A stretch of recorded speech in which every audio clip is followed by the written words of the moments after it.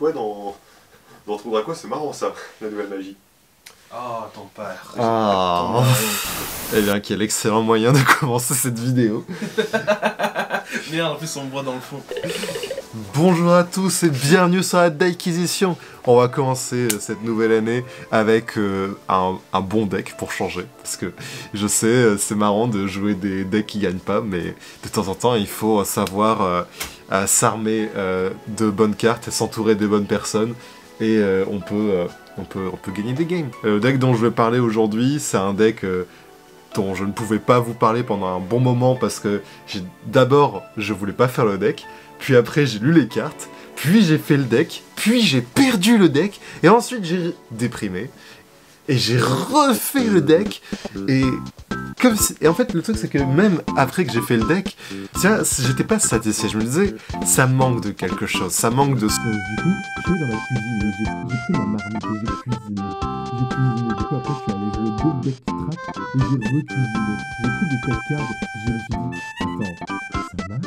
Et j'ai continué de cuisiner, j'ai fait... Bref. Aujourd'hui, assez de suspense, de quoi je vais vous parler? Et je vais vous parler de démons, je vais vous parler de labyrinthe. Si vous avez un peu entendu parler de labyrinthe, vous savez que ça a du potentiel, que ça fait des résultats. Mais le truc c'est que les listes qu'on peut voir sur internet sont toutes très différentes. Et c'est ce que j'aime beaucoup avec ce deck, c'est qu'on peut faire beaucoup de choses. Et moi, vous savez que j'aime bien vous présenter des decks où l'interprétation, eh ben, il y a de la place pour ça.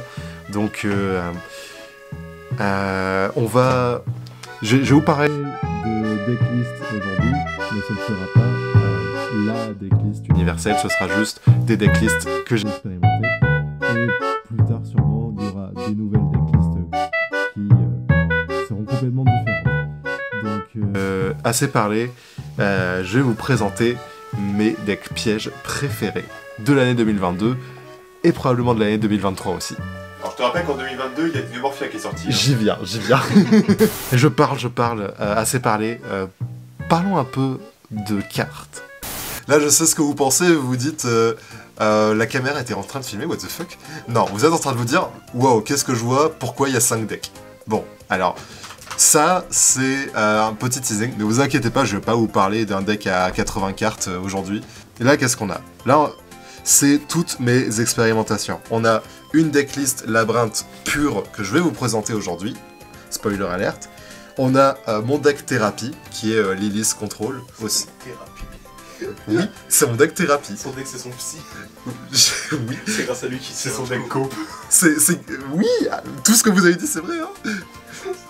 Donc ça c'est le deck que je joue quand je me sens mal, que les choses vont pas bien. Donc du coup je pioche les listes et je fais putain. C'est le deck que tu joues tous les jours. Là ça va mieux là. Ce deck là, je ferai une vidéo dessus plus tard. Faut juste que je... Faut me donner du temps, ok. C'est ça, faut que je me décide de la liste parce que... de la liste. Et après il y a ça. Ça c'est... ça vous voyez c'est Ariane. Ariane c'est une carte labyrinthe qui est un peu particulière. Elle est forte, mais elle n'est pas si forte que ça. Donc pour la jouer, il faut y aller avec beaucoup de précautions. Je ferai un deck avec elle et avec lui, parce que lui, il me génère beaucoup de plaisir. Et avec ce genre de cartes. Ça, en fait, c'est le bêtisier de labyrinthe. C'est toutes les cartes qui n'ont pas pu arriver dans une decklist finale. Ça va vous faire rire, mais la raison pour laquelle j'ai pas fait de deck profile là-dessus pour l'instant, c'est parce que je retrouve plus mes forces de miroir à mes cylindres magiques. J'arrive pas à en trouver de nouveau.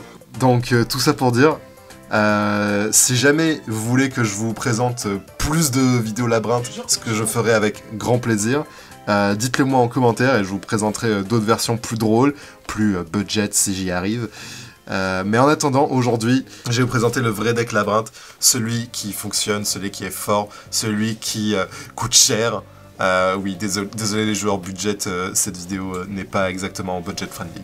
Mais par contre, si vous voulez jouer un deck qui peut avoir une chance dans des tournois, eh ben c'est la vidéo pour vous, parce que là il n'y a pas de blague. Ce deck, je l'ai théorisé pendant des mois. J'ai touché tous les ratios, j'ai réfléchi à beaucoup de tech cards. On va commencer par le commencement.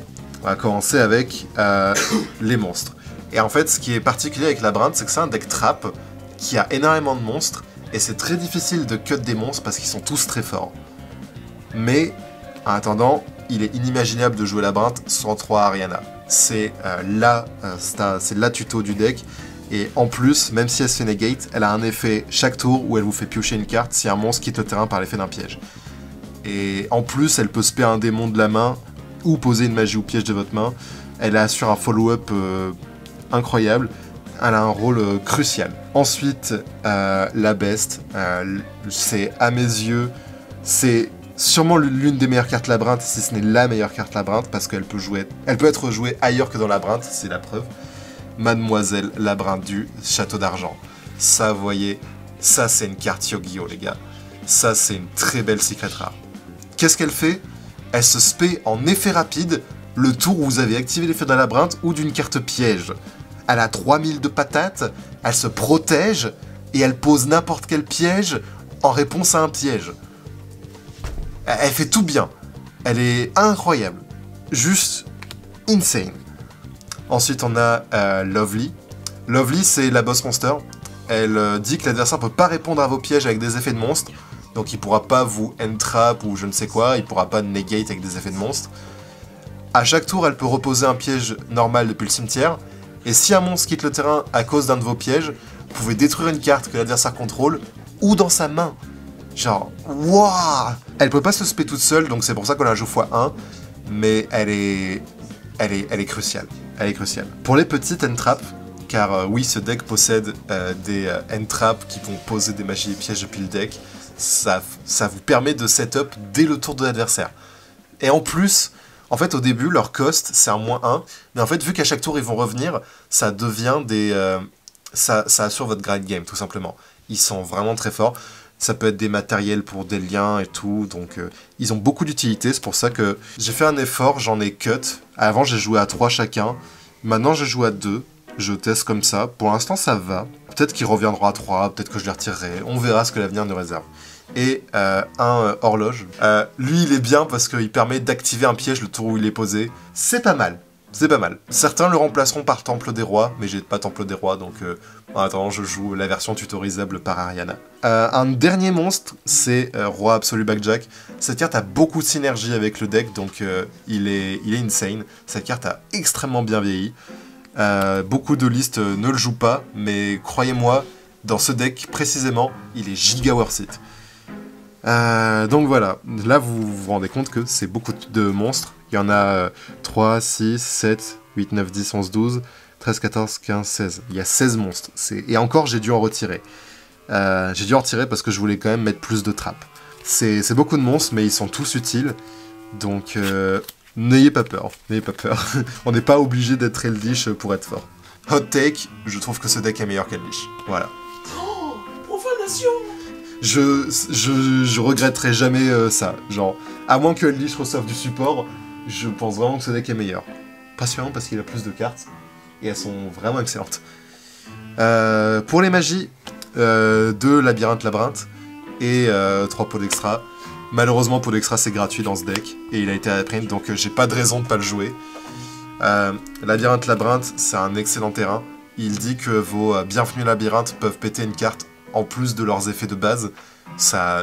Ça permet de trigger tous vos labyrinthes. Et en plus, si vous activez un piège qui n'est pas une carte labyrinthe, vous pouvez reborn un démon depuis votre cimetière ou en spé un de la main. Donc cette carte, elle apporte beaucoup de synergie avec d'autres archétypes démons.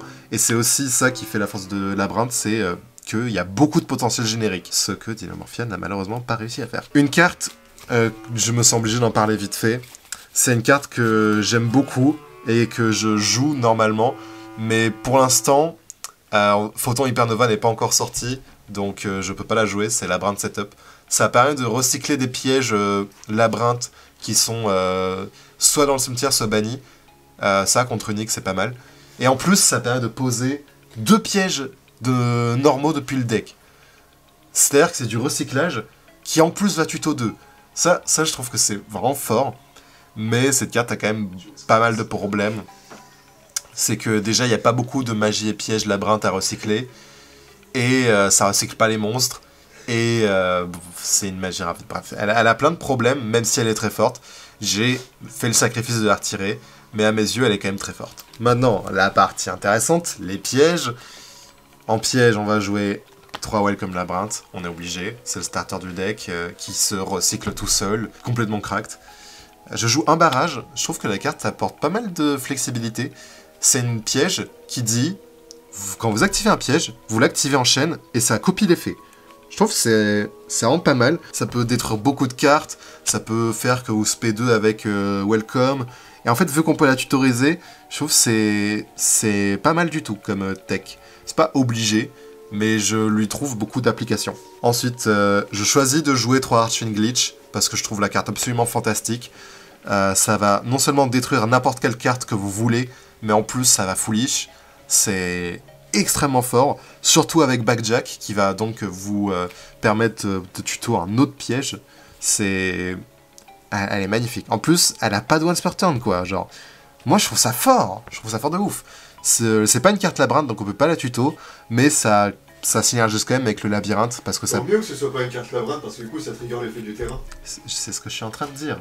Si tu attendais 2 secondes, parce que du coup, vous avez foolish un démon, et le terrain peut reborn immédiatement le démon que vous avez foolish. Ça permet beaucoup de potentiel. Anubis, c'est trop marrant. Voilà, il a... statue démon. Mais ça, c'est nul par contre.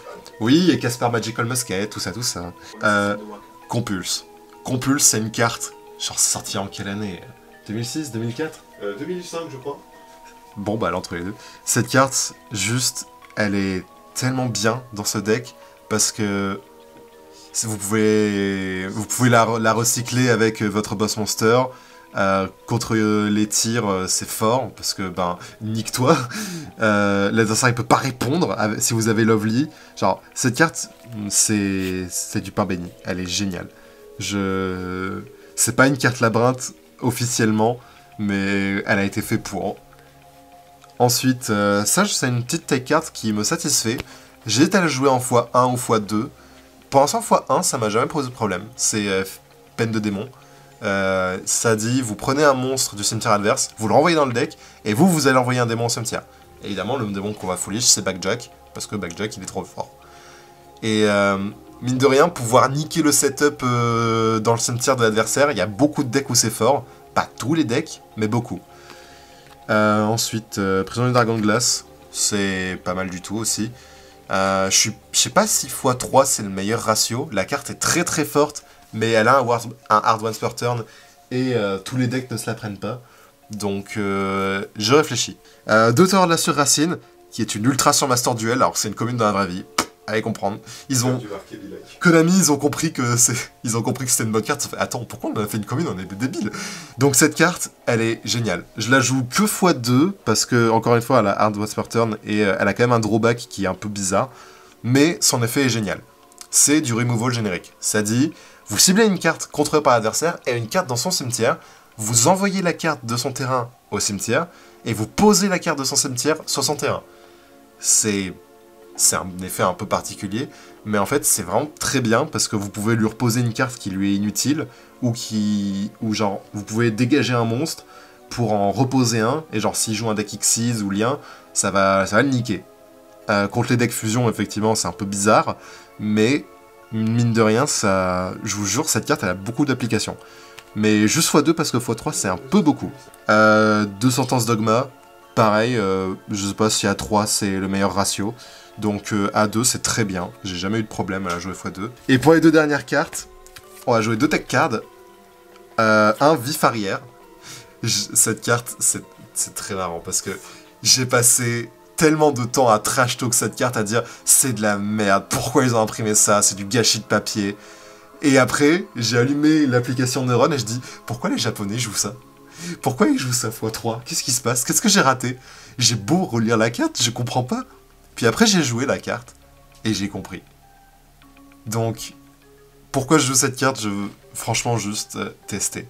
Tester et vous comprendrez. Elle est pas mal. Elle est pas mal du tout. Si je vous explique, vous allez pas me croire. Donc, juste jouez. Jouez là et vous comprendrez. ou la jouez pas. Et c'est pas grave. Mais je vous jure, c'est intéressant, premier degré. Et puis la dernière, c'est Jeu du Petit Bobo. J'aime beaucoup trop cette carte, elle est géniale. En gros, cette carte, c'est votre ceinture de sécurité, tout simplement. Ça vous protège des accidents. Donc en gros, qu'est-ce que ça fait? C'est, si jamais cette carte est posée et qu'elle est détruite par une carte de l'adversaire, vous pouvez reposer 2 pièges normaux depuis votre cimetière et vous pouvez les activer ce tour. En gros, si votre adversaire dit « Eh mais attends, tu joues un deck trap, attends, je vais détruire tes cartes », eh ben, vous pouvez avoir Jeu de Petit Bobo, et si vous... Ça veut dire que, ah bah tu m'as détruit toutes mes trappes, je les récupère, il n'y a pas de problème. Et en plus, si jamais l'adversaire a aucun back ou removal, cette carte n'est pas non plus complètement morte, parce qu'elle vous protège des dégâts pendant la damage step. C'est pas mal aussi comme effet, c'est pas ouf évidemment, mais j'ai jamais été déçu par cette carte, vraiment. Peut-être quand je la jouais x3 c'était un peu du forcing, je dirais mettez-en une en main et 2 en side. Ou juste une. Vous le regretterez pas. Et donc, ces cartes, elles ont pas de once per turn, donc Petit Bobo, ça peut être vraiment pas mal. C'est tout pour cette liste labyrinthe pure. L'extra deck, je peux vous en parler vite fait, mais le truc, c'est que la plupart du temps, il est soit banni avec Pot d'Extra, soit envoyé au cimetière avec Sentence Dogma. Donc, c'est rare que j'invoque de l'extra deck. Mais, j'ai le droit de le faire, j'ai quand même un extra. mais sinon, Fouineuse des Enfers, ben c'est un no-brain. Si jamais on a des monstres pour se permettre de la faire, on la fait. Elle est très bien. Oui. La triade des Nightmares, parce que c'est des démons et c'est du removal générique. Dark, parce qu'on joue un deck Dark. Aragnélien, c'est pas le bon deck. Entis, parce que Santos Dogma. Zombie Einstein, parce qu'on peut l'invoquer. Jaja, parce que j'ai pas de vie. En fait, toutes ces rangs 3, c'est juste parce que c'est le même extra deck que les Heroes of Darkness, clairement. Et Aggregator, parce que j'aime bien, on sait jamais. On sait jamais. Voilà. Donc, c'est tout pour cette liste labyrinthe. Et ça tombe bien parce que la caméra n'a plus de batterie. Un mot de la fin. Le deck est vraiment giga flexible, il y a énormément de possibilités, et c'est ça que j'aime bien, donc... N'hésitez pas à choper les cartes et à expérimenter avec, surtout qu'il y a du support qui va sortir bientôt, dans Photon Hypernova évidemment. Je ferai une update quand la nouvelle carte sortira. Déjà la Photon Hypernova, déjà annoncé comme étant la meilleure extension de l'année 2023. On verra, mais c'est... Ah, ils ont fait bon truc hein, dans Cyberstorm Access quand même. C'est clair. Encore une fois, bonne année à vous, n'oubliez pas, lisez vos cartes, posez des pièges, buvez de l'eau, et surtout n'oubliez pas que personne ne s'attend à la acquisition.